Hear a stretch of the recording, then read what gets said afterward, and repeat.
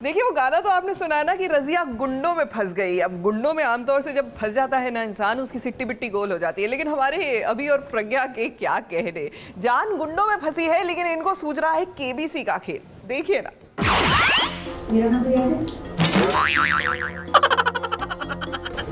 कैसी बात है टेंशन है,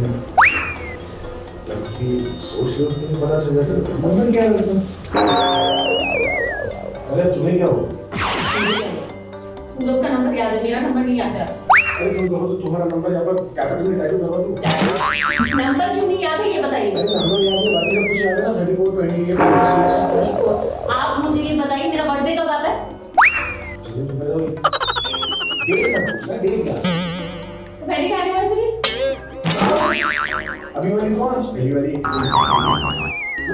आज की आज याद है, कल भूल जाएंगे। अरे आराम से। अभी और प्रज्ञा जहाँ होंगे वहाँ कॉमेडी और ट्रेजेडी, ये दोनों होना तो लाजमी है। मेरा नंबर याद है?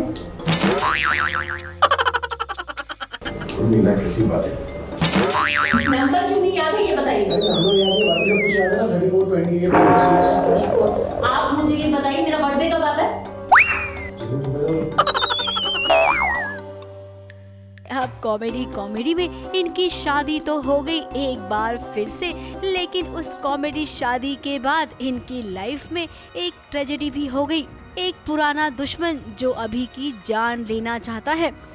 वो वहाँ खड़े हैं, वो इन लोगों ने ढूंढ लिया। मैं देखने से ऐसा लगता है कि वो उनको जान से मारना चाहते हैं। जी हाँ, ये तो आप सबने देख ही लिया होगा कि हमलावर कैसे पीछे पड़ गए हैं अभी और प्रज्ञा के।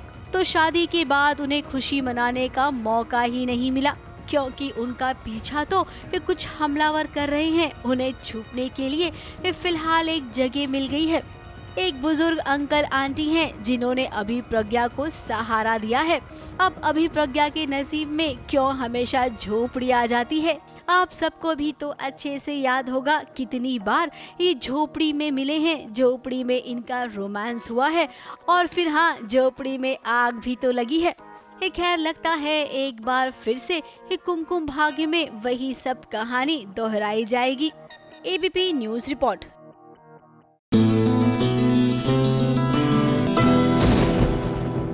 चलिए अब बात करते हैं तेरी मेरी जिंदड़ी की। वेल, आपकी और हमारी तो भैया लाइफ सेट है, हमारी ट्यूनिंग बड़ी बढ़िया है, लेकिन हम तो सीरियल की बात कर रहे हैं जिसमें अद्विक महाजन और शीन नजर आने वाले हैं। जी हाँ, तो चलिए अमृतसर की गलियों में पहुंच गए हैं और ले रहे हैं पंजाब के फ्लेवर्स का, उनके रंगों का आनंद।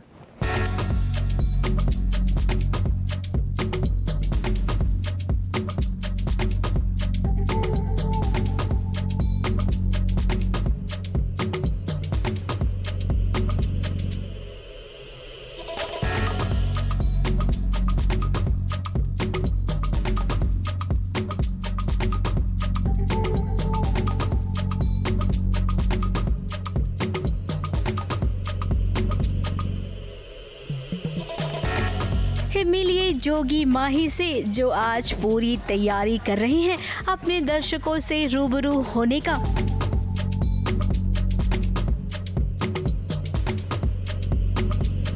अब भी अपने दर्शकों से मिलना है तो उसकी तैयारी भी खूब जोरों शोरों से होनी चाहिए ना। जरा आप भी देखिए, इस सज सवर कर ये तैयार है अमृतसर में भंगड़ा करने के लिए।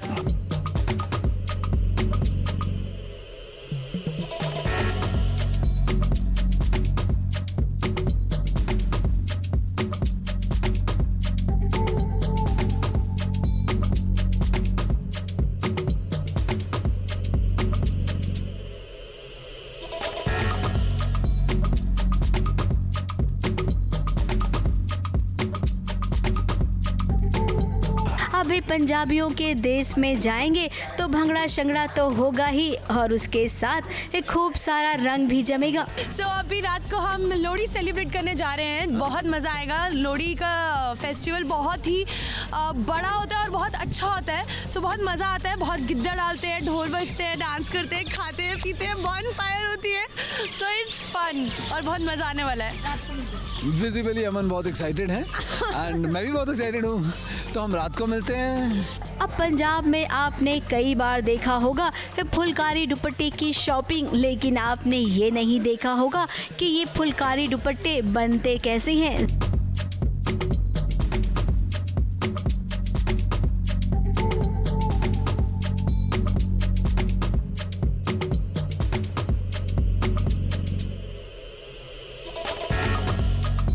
जरा देखिए फुलकारी दुपट्टे बनते कैसे हैं, उसके पीछे कितनी मेहनत लगती है। और अमृतसर आए और फुलकारी ना देखी या ना ली, फ़ायदा नहीं है कोई। सो डेफिनेटली मैं इसके बाद लेने वाली हूँ ये फुलकारी। तो हम अंदर आ सकते हैं? हाँ। सो अभी हम चलते हैं अंदर, कुछ फुलकारीज देखने के लिए थोड़ी सी और शॉपिंग करते हैं। सत श्री अकाल जी। फुलकारीज दिखा दो। Just look at the beauty. So आपका नाम क्या है? रिम्पी। आप कितने साल से ये फुलकारी बना रहे हो? मैंने 3 साल से। 3 साल से। और आपको मज़ा आता है ये? बहुत ज़्यादा। बहुत बिक्री है इसकी, मतलब हाँ अमृतसर में बहुत लोग पसंद करते हैं, लोग दूर दूर से आते हैं एक फुलकारी लेने के लिए। हाँ जी। तो ओके। सो कैसे, एक बारी देखिए आप, कितनी बारीकी का काम है ये। दिस इज़ वेरी डिफ़िकल्ट यार। आपको कितना टाइम लगता है एक फुलकारी का दुपट्टा बनाने में? 10 दिन से तैयार करके दे देते हैं खीर। 10 दिन में? हाँ जी। पता नहीं वैसे। अच्छा देखो, ये फुलकारी है पंजाब की, पुराना कल्चर है। So I did it. I did. मैंने फुलकारी बनाना सीखा। Thank you so much. Thank you. ये लीजिए। इसको खेस कहते हैं, ये मुझे पता था, इतनी इन्फॉर्मेशन मुझे है, मैं पंजाबी हूँ। सो ये ठंड में अपने ऊपर भी लिया जा सकता है और चादर पे भी बिछाया जा सकता है। मैं सही बोल रही हूँ ना? बिल्कुल। और ख़ास करके ये मम्मियाँ ना अपने बच्चों की दहेज में देने के लिए ये खुद हाथ से कढ़ाई करती हैं इनकी। मुझे याद है मेरी मम्मी ने भी करके रखे हुए हैं। सो ये है किरपाने। ये हमारे गुरुजी जब लड़ा करते थे तो ये उनका शस्त्र होते थे। शस्त्र मतलब इससे जंग जीती जाती थी हर। सो ये वो किरपाने हैं। ये कड़े हैं। ये बहुत इम्पॉर्टेंट चीज़ होती है हम सरदारों में। इसको एक अंग कहा जाता है, सरदारों का एक अंग होता है ये। मेरे में भी हमेशा आपको मिलेगा, ये शो पे भी आपको हमेशा मिलेगा। This is my one of the अंग। जोगी माही जो बहुत जल्द एक दूसरे से मिलने वाले हैं, इनके बीच प्यार भी होगा, तकरार भी होगी, लेकिन हाँ वो सब नहीं होगा जो बाकी सीरियल्स में आप देखते हैं, ऐसा इनका कहना है। बहुत ही एक पंजाबी पिंड का लड़का होता है ना, जैसे सीधा साधा भोला लड़का जिसको ज़्यादा फ़र्क नहीं पड़ता दुनिया से, जिसे ज़्यादा लेना देना नहीं है दुनिया से, वो अपनी फैमिली के साथ ही बहुत खुश है।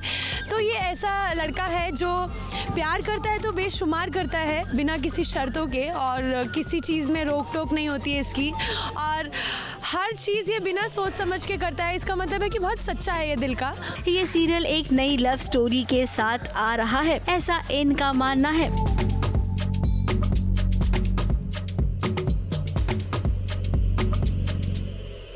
अमृतसर से शादिक शहजादा और नेहा सावंत के साथ ABP news report.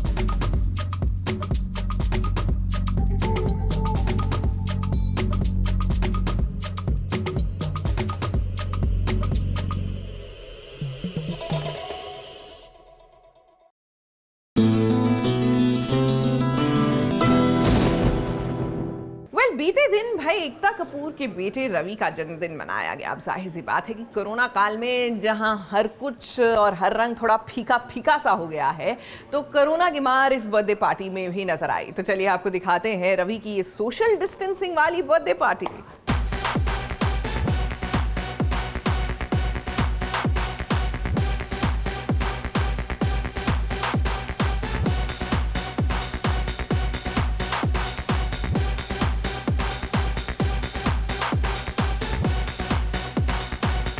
SBS originals में आज हमें एकता कपूर के लाडले रवि के बर्थडे की झलक देखने मिलेगी, वो भी एकदम डिजिटल अंदाज में।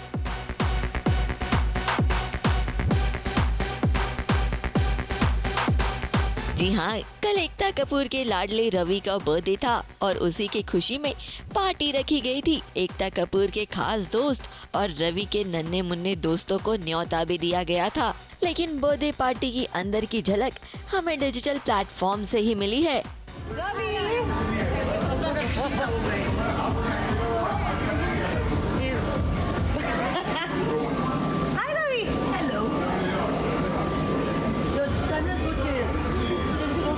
रवि को बधाई देने सबसे पहले हमें नजर आए करण जौहर और उनके यश और रूही। उसके बाद कांची कौल, शब्बीर आलूवालिया और साथ ही में उनके बच्चे। उसके बाद रितेश देशमुख का परिवार भी नजर आया। रिद्धि डोगरा, करिश्मा तन्ना, रिद्धिमा पंडित, इनके साथ कई और गेस्ट भी शामिल थे इस बर्थडे पार्टी में।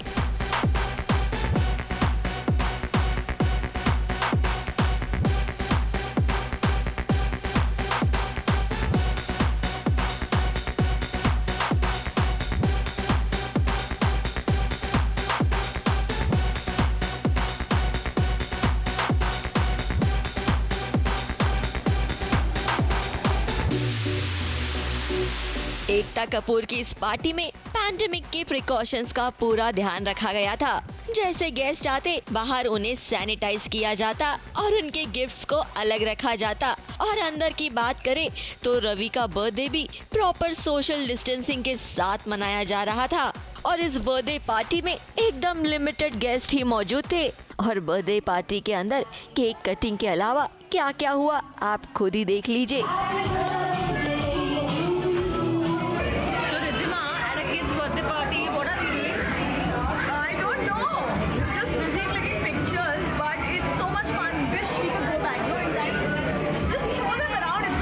ABP news report.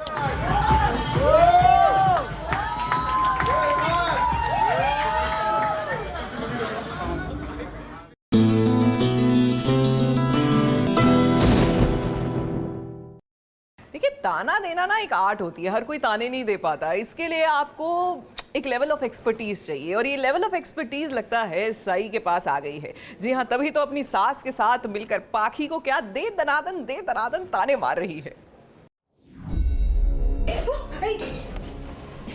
बता, चलन हो रही है क्या? हाथों में, इसलिए मैंने कहा उस पर ध्यान दिया करो जो तुम कर रही हो।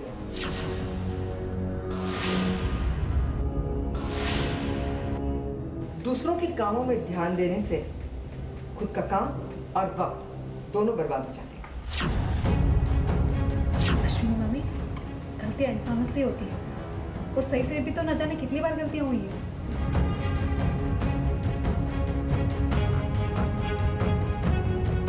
ये पाखी की तकलीफ भला कौन समझ सकता है। उसके ससुराल में भला उसकी तकलीफ कैसे नजर आती है। विराट है जो हमेशा पाखी और सई के बीच फंस जाता है, तो कभी कभी इस सई भी जानबूझ के बहुत सारी चीजें क्रिएट करती है। मैंने उनको कितना मना किया कि मेरा खाना खाने का बिल्कुल मन नहीं है, लेकिन उन्होंने मुझे जबरदस्ती खाना खिलाया अपने हाथों से। हाँ, लेकिन उसे जबरदस्ती नहीं कहते, उसे प्यार कहते हैं। प्यार। मुझे तो पता ही नहीं मेरे पीठ के पीछे, तो मुझे तो पता ही नहीं है क्या कर रहे हो मेरे पीठ के पीछे। वो यही हो रहा है कि पाखी आती है, जब इससे पहले बसंत पंचमी वाला हमारा सीन गया है, उसमें आज सई का जो मतलब उसको आलते से एलर्जी है, सो उसने लगाया था तो उसको रैशेस आ जाते हैं पैर में। तो जो भी रात में विराट उसको जाता है लगाता है बेकिंग सोडा वगैरह। हाँ। उसके बाद वाला ये सीन है, तो उसमें अश्विनी जी और ये सई दोनों किचन में बात कर रही हैं, डिस्कस कर रही हैं कि क्या हुआ था क्या नहीं हुआ था रात में। तो मैं जब आती हूँ, मैं एंटर करती हूँ, तो ऑब्वियसली मुझे थोड़ा सा जेलस फील होता है और अश्विनी जी थोड़ा ताने मार मार के बोल रही हैं ऐसा, तो मुझे बुरा लग ही रहा है। इसे कहते हैं किचन पॉलिटिक्स, जो कर रही हैं इस सई और उसकी सासू माँ मिलकर। ये बातों बातों में ये सास बहू की जोड़ी ये पाखी को कितने ताने मार रही है। एक बात बताओ सही, दूसरों के काम में ध्यान देने से खुद का काम और वक्त दोनों बर्बाद हो जाते हैं। गलतियाँ इंसानों से होती है अश्विनी मामी, सही से भी तो ऐसे कितनी बार गलतियाँ हुई है। विराट क्या वही लड़की थी, पाखी वो लड़की थी, लेकिन अब आई के दिमाग में ये है कि विराट की शादी हो गई है सई से, तो पति पत्नी वही है और वही होना चाहिए और वही है, लेकिन कहीं ना कहीं पाखी को उसकी वो दोस्ती मिसिंग लग रही है कहीं ना कहीं। वो बहुत ही कॉम्प्लिकेटेड फीलिंग्स में से गुजर रही है पाखी मेरे हिसाब से। कॉम्प्लिकेटेड फीलिंग्स तो है ही, बट अश्विनी जी को ये नहीं पता ना कि हाँ, सो वो इसीलिए मुझे जब से उनको पता चला है तो तब से मुझे टॉन्ट करती आ रही है। अब पाखी जो हर वक्त गुम रहती है, प्यार के नाम पर उसे दोस्ती मिली है और पति के नाम पर उसे कुछ भी नहीं मिला है। बेटा जलन हो रही है क्या हाथों में? चाय का नहीं, वो माइंड डिस्ट्रैक्ट हो जाता है, बहुत ज़्यादा सोचने लगती है कि अच्छा ठीक है, मैंने इसको बोला था कि तुम जाके अपनी वाइफ को खाना खिला दो और इसने सच में खिलाया, वो भी हाथ से खिलाया। सो मैं वो सोच रही हूँ, उसमें तो मेरा थोड़ा सा डिस्ट्रैक्ट हो जाता है माइंड और चाय उबल जाती है, तो और उसके बाद और ताने सुनने पड़ते हैं। माना कि पाखी कभी कभी एक कुछ सवाल सही से कर बैठती है, लेकिन उसका ये मतलब नहीं कि सास बहू मिलकर ताना मारे यूं। अब किचन पॉलिटिक्स तो भाई महिलाओं के बीच ही होती है, यहाँ पर पुरुषों का कोई काम नहीं होता है। इसीलिए विराट, हम आपसे कुछ नहीं कहेंगे, आप तो केवल सुनिए कि पाखी आपसे क्या कहना चाहती है। मुंबई से नेहा सावंत के साथ एबीपी न्यूज रिपोर्ट।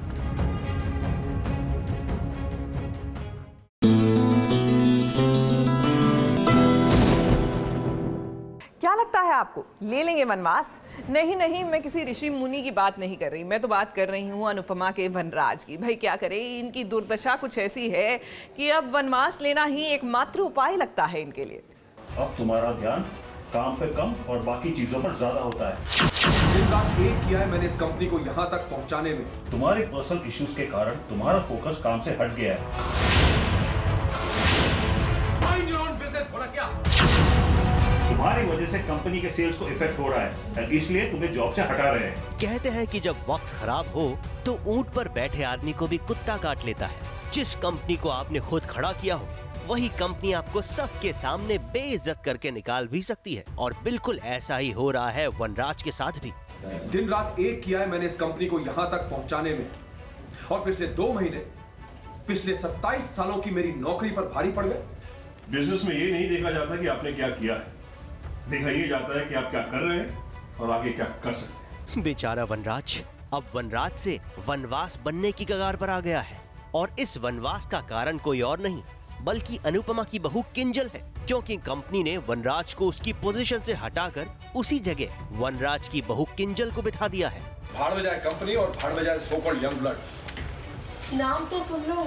अरे नहीं जानना यार, ले आओगे किसी MBA को। It's Kinjal Paritosh Shah. I can't believe it. I knew कि वो लोग इस नए प्रोजेक्ट के लिए नए लोगों को हायर करने वाले हैं, लेकिन Kinjal, she has no experience at all. मुझे इस प्रोजेक्ट पर किंजल के साथ काम करना पड़ेगा। इनफैक्ट उसके अंडर काम करके उसे रिपोर्ट करना पड़ेगा। What nonsense. वनराज जी, इसीलिए एक मेहनती इंसान को बॉलीवुड की आंखें और हॉलीवुड की स्पाइडरमैन जरूर देख लेनी चाहिए, क्योंकि उनमें अमिताभ बच्चन और नॉर्मन ऑसबॉर्न के साथ भी उनकी कंपनीज ने ऐसा ही किया था। खैर, एक तरफ जहां चाय के कप में विस्की डालकर चखने पर चर्चा कर रहे थे वनराज, तो वहीं दूसरी तरफ अनुपमा से मिलने आई नंदिनी, लेकिन वो आते ही अचानक से बेहोश हो गई। लेकिन उसका टेंशन नहीं है, क्योंकि बिहाइंड द सीन्स बेहोश होने के बाद जो मस्ती हुई, उससे आप भी सीख सकते हैं कि मरना कैसे चाहिए। इसने पाउट करी, बेहोश हो गए। अरे मरने की एक्टिंग कर। ऐसे कौन मर? आग बंद कर, आग बंद कर, मुंह बंद कर, मुंह बंद कर। छोड़।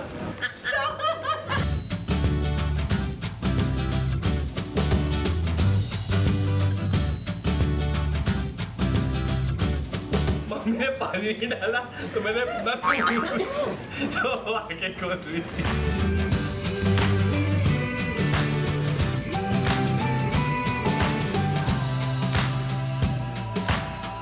यही तो मजा है एक अच्छे शो में एक अच्छे सीन को सास बहू और साजिश के कैमरा में कैद करने का, जिससे ना सिर्फ दर्शक ये भी जान पाएं कि टीवी सीरियल्स में आगे की कहानी क्या होने वाली है, बल्कि ये भी जान सकते हैं कि पर्दे के पीछे कितनी मस्ती होती है।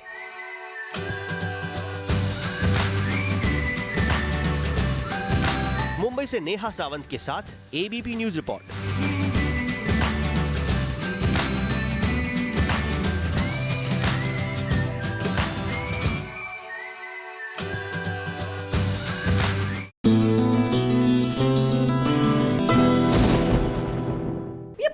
कमाल की चीज है। एक्चुअली प्यार तो कमाल की चीज है, लेकिन इजहारे प्यार करना सही टाइम पर वो एक्चुअल चीज होती है। अब यही कोई अगर रुद्र को समझा देता तो आज इस पागलपन का उनको शिकार नहीं होना पड़ता। देखिए ना, ये है चाहते में जेल में उनका पागलपन नजर आ रहा है। यूं तो प्रीशा से सीधा मुंह बात ना करें जब आमने सामने होते, लेकिन जेल में क्या याद आ रही है भाई, वाह।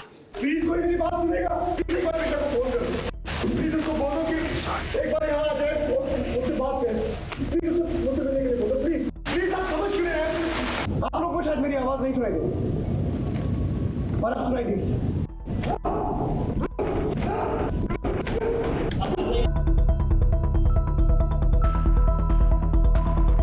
कभी वो प्रीशा से मिलने के लिए सीधे अस्पताल पहुंच जाता है, तो कभी लीजिए सीधे वो हवालात में भी पहुंचता है। उसकी गुजारिश प्रीशा से केवल इतनी है कि प्रीशा एक बार मेरी बात तो सुन लो। हाँ भाई रुद्र, आपकी बात अगर वो सुनेगी तो बताइए 2-3 एपिसोड आगे कैसे खिसकेगा। आप प्रीशा से कुछ बताना चाहते हैं, ये सब बातों बातों में ही तो 2-3 एपिसोड कहानी आगे बढ़ेगी। थोड़ा सा कहानी को बिल्डअप करने के लिए आपको इतनी तकलीफ सहनी ही पड़ेगी। और एक्चुअली उससे मिलना चाहता था, पर प्रीशा अभी उससे मिलने के लिए रेडी नहीं है, क्योंकि जो सब चीज़ें हुई हैं पिछले दिनों उसकी वजह से प्रीशा बहुत अपसेट है, बहुत दुखी है, और वो बिल्कुल रुद्राक्ष से कोई रिश्ता नहीं रखना चाहती इस वक्त, क्योंकि उसका ट्रस्ट पूरा टूट गया अभी। बट रुद्राक्ष को समझ नहीं आ रहा कि अब वो अपनी ये मिस्टेक जो उसने अनजाने में की है, खुद की भी नहीं है, वो कैसे ठीक करे।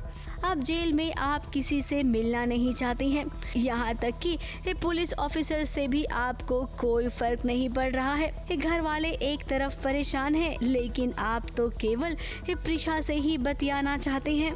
अब प्रीशा से बात करके उसे सब समझाकर आपको क्या लगता है वो मान जाएगी क्या? अरे भाई, वो अभी बिल्कुल भी नहीं मानने वाली है। थोड़े दिन तक आपके और प्रीशा के बीच जो हुआ है उसका फायदा महिमा जी उठाएगी, और उसके बाद जब राइटर को लगेगा कि अब इस कहानी से थोड़ा सा आगे बढ़ना चाहिए, तब कहीं जाकर प्रीशा आपसे बात करेगी। तब तक तो आप ऐसे छोटे मोटे हथकंडे ही सोचते रहिए कि किस तरीके से प्रीशा से बात कर पाएंगे आप। मुंबई से कैमरामैन सुजीत मिश्रा के साथ एबीपी न्यूज रिपोर्ट।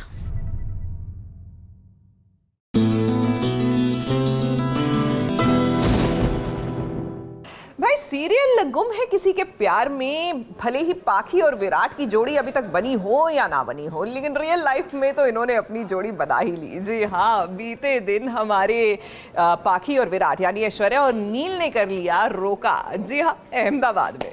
हेरी सखी मंगल गाओ री, धरती अंबर सजाओ री, उतरेगी आज मेरे पी की सवारी। मोहे काला टीका लगाओ री, उनकी छब से दिखूं मैं तो प्यारी। लक्ष्मी जीवारो नजर उतारो, आज मेरे पिया घर आवेंगे, आज मेरे पिया घर आवेंगे।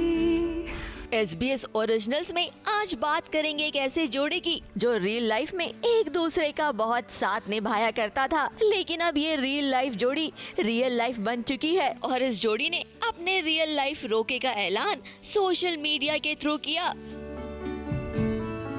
इंस्टाग्राम पर कल नील भट्ट और ऐश्वर्या शर्मा ने डाला कि उनका रोका हो चुका है, और यही देखकर उनके फैंस के साथ साथ काफी लोग काफी सरप्राइज हुए। गुम है किसी के प्यार में इस सीरियल से इन दोनों की मुलाकात जरूर हुई, लेकिन नील और ऐश्वर्या सोशल मीडिया पर जो बिहाइंड द सीन्स के मस्ती भरे वीडियो पोस्ट किया करते थे,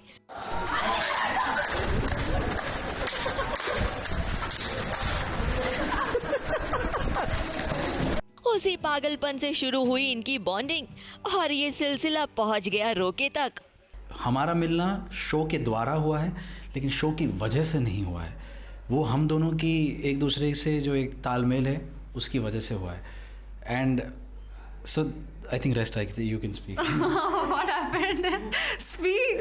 It's here. Everything here. So. Okay. No, speak. No, you speak. Actually दोस्ती से ही शुरुआत हुई है. सो टॉम एंड जेरी वाली तो थी, मैं तो पहले से पागल थी, ये भी था. बट मेरी किसी को पता नहीं था कि ये भी इतना पागल है. इसको मेरे जैसी पागल मिली नहीं अभी तक. मुझे मेरा पागलपन शेयर करने वाला कोई मिला नहीं इसको. एंड आज तक मतलब है एक वो मेरा साइड है पागलपन की वाला. पागल है. ये बहुत पागल है. सो मतलब मतलब मैं ये मानता हूँ, ये मेरी दृष्टि से मैं बोल रहा हूँ ये चीज़. लोग मानते हैं तो अलग बात है, लेकिन मैं लाइफ में मैं बहुत ज़्यादा डेडिकेटेड हूँ और बहुत ज़्यादा पागल हूँ. तो मुझे उतनी ही डेडिकेशन और उतना पागलपन वाला कोई मिला नहीं था. वो मुझे इसमें मिला है. इसीलिए वो पहली चीज़ वो अट्रैक्ट हुई. मिले कि अरे डेडिकेटेड भी है, पागल भी है, इक्वल मात्रा में. अच्छी बात है. सो यार अब चुप तो पूरा ही चुप गया. इसकी बात नहीं.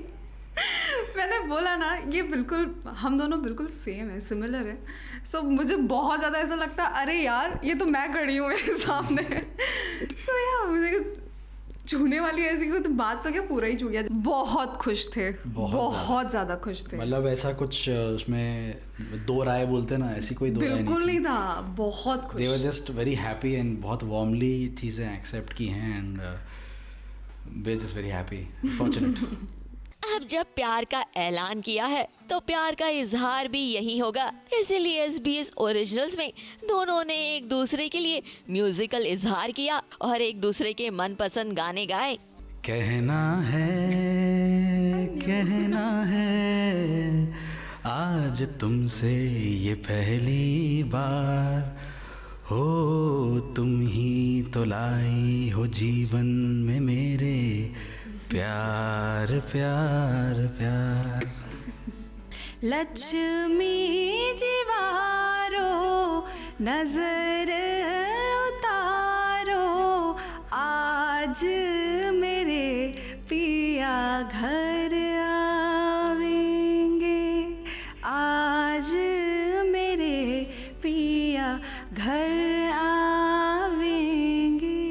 और जाते जाते ये भी प्रॉमिस किया है कि शादी और बाकी रिचुअल से जुड़े सभी प्लान्स वो SBS ओरिजिनल्स के साथ जरूर शेयर करेंगे. We'll come out with the details as soon as possible. जैसे लगता है कि ये राइट टाइम है बताने का, we will let you know.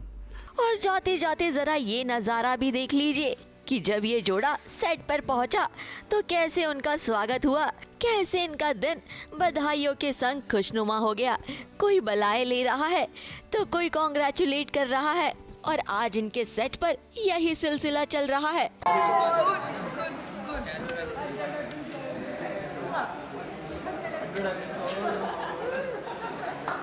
मैंने बोला आज बहुत सारी चीजें सेलिब्रेशन की. एक ये चीज है,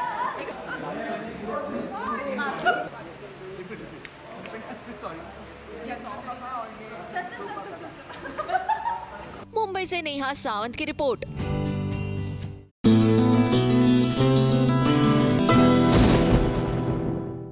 चलिए अब बात करते हैं एक ऐसी कथा की जो सदियों से हम सबको प्रेरित करती आई है. जी हाँ, राधा कृष्ण की अमर कहानी. और अब तो इस कहानी में साक्षात महादेव ने दर्शन दे दिए हैं.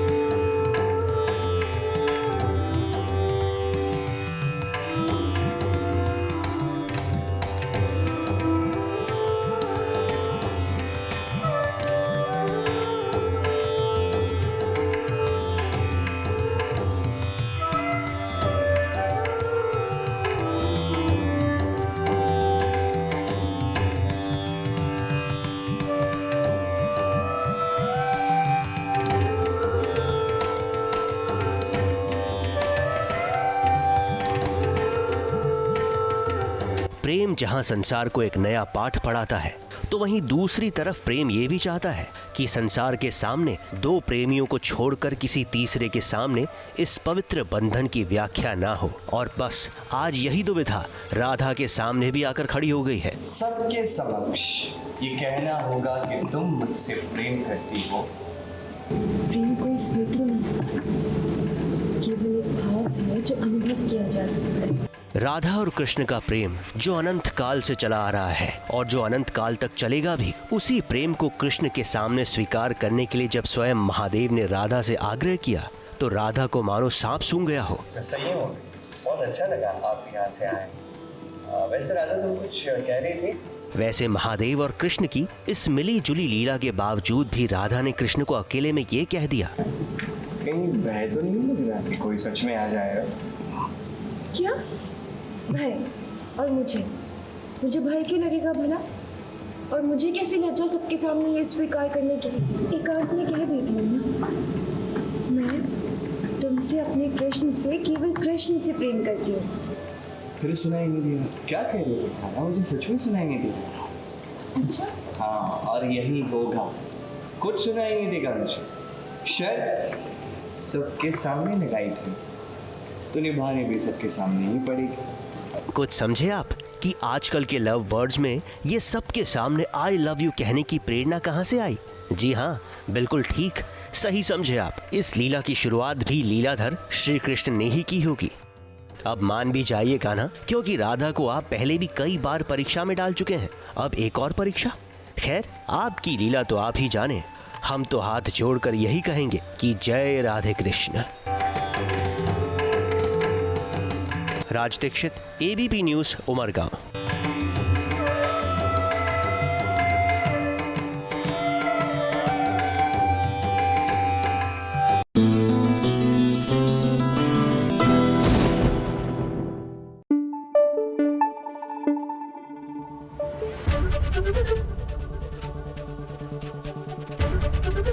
एबीपी न्यूज आपको रखे आगे।